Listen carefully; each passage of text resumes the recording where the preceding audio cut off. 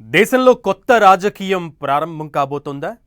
అధికార పక్షంతో పాటు విపక్షాలను కూడా కొత్త తరం శాసించబోతుందా? ఖచ్చితంగా అవునని చెప్పలేం, కానీ అందుకు బీజం మాత్రం పడినట్లే ఉంది. దేశంలోని ప్రతిపక్ష పార్టీల సమావేశం తర్వాత ఇలాంటి అవకాశం ఒకటి కనిపిస్తోంది. ఇండీ బ్లాక్ పార్టీల సమావేశం అధికార పక్షంపై పోరాటం కోసం జరగగా ఆ సమావేశంలో తమ డిమాండ్లపై చర్చించాల్సిందేనంటూ కాక్రోచ్ జనతా పార్టీ అల్టిమేటం ఇచ్చింది.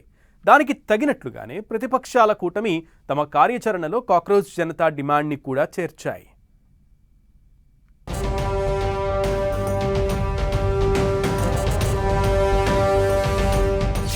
ఇండీ బ్లాక్ కి కాక్రోచ్ జనతా హెచ్చరిక. విద్యార్థుల సమస్యలపై మాట్లాడాలంటూ డిమాండ్.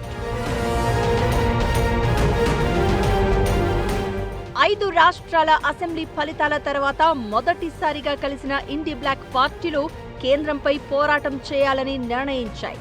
రాజ్యాంగంపై కేంద్రం దాడి కొనసాగుతోందని ఆరోపించాయి.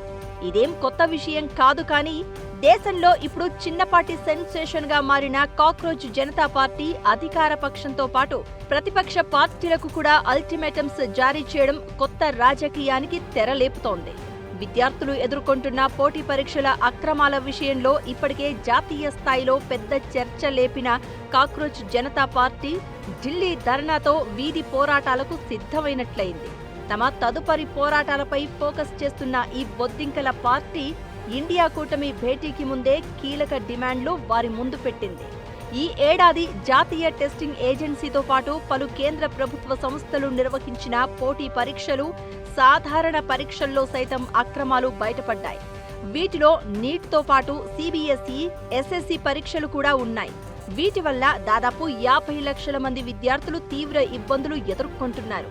దీనికి బాధ్యత వహిస్తూ కేంద్ర విద్యాశాఖ మంత్రి ధర్మేంద్ర ప్రధాన్ రాజీనామా చేయాలని కాక్రోచ్ జనతా పార్టీ గట్టిగా కోరుతోంది. అయినా కేంద్రం నుంచి ఎలాంటి స్పందన లేదు. ఈ నేపథ్యంలో యువత సమస్యలపై మాట్లాడాలని, నీట్, సిబిఎస్ఈ, ఎస్ఎస్సి, యూపీఎస్సీ వంటి పరీక్షలలో జరుగుతున్న రిగ్గింగ్ పై మాట్లాడాలని, యువత భవిష్యత్ కోసం ప్రభుత్వాన్ని తప్పకుండా ప్రశ్నించాలని డిమాండ్ చేసింది.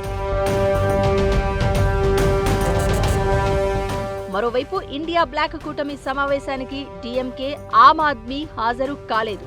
ఈ మధ్య జరిగిన పరిణామాలతో డీఎంకే బ్లాక్ కి గుడ్ బై చెప్పే ఆలోచనలో ఉండగా, ఆమ్ ఆద్మీ గత కొద్ది నెలలుగా కాంగ్రెస్ ఆధ్వర్యంలోని సమావేశాలను స్కిప్ చేస్తోంది.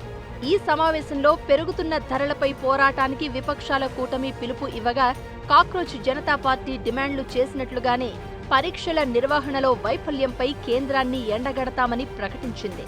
దీంతో ఇప్పుడు కాక్రోచ్ జనతా పార్టీ చేస్తోన్న ధర్మేంద్ర ప్రధాన్ రాజీనామా డిమాండ్కి పార్టీల మద్దతు దొరికినట్లయింది. నిజానికి Rahul Gandhi neat paper leak అయిన రోజు నుంచి ఈ డిమాండ్ చేస్తూ ఉండగా, సీజేపీ సంస్థ విద్యార్థుల తరపున ఈ డిమాండ్కు డెడ్ లైన్ కూడా పెట్టింది.